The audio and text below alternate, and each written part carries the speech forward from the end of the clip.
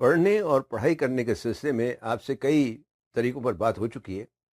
آج بات کریں گے ایک اور نئے اور مشہور پڑھنے کے طریقے پر، جس کا نام ہے فین مین ٹیکنیک یا فین مین میتھڈ کہہ لیں آپ اسے۔ یہ ایک ماہر طبیعیات یعنی فزسسٹ جو فزکس کے ایکسپرٹ ہوتے ہیں، جس کا نام رابرٹ فین نے متعارف کرایا تھا۔ اس کا مقصد مشکل اور پیچیدہ تصورات یا مضامین کو آسان اور سادہ الفاظ میں بیان کر کے اسے آسانی سے سمجھنا اور یاد رکھنا ہے۔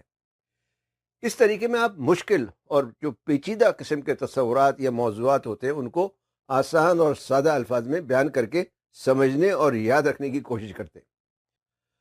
فین مین ٹیکنیک کیسے استعمال کرتے ہیں؟ اس ٹیکنیک کے 5 مختلف مرحلے ہیں۔ سب سے پہلا مرحلہ ہے موضوع کا انتخاب۔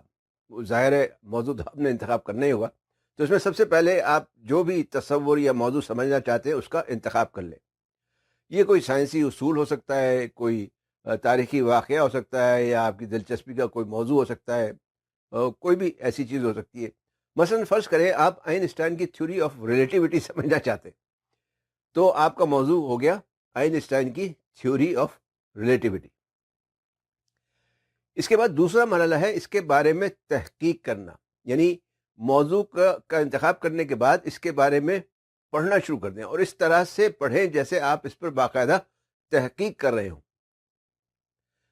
اس کے بارے میں ٹیکسٹ بک وغیرہ پڑھیں، لیکچر سنیں، انٹرنیٹ پر جو موجود مواد وغیرہ کو دیکھیں، یا اس مضمون یا جو بھی آپ کا موضوع ہے اس کے ماہرین وغیرہ سے بات چیت کریں، اور ساتھ ساتھ اس کے نوٹس لیتے جائیں۔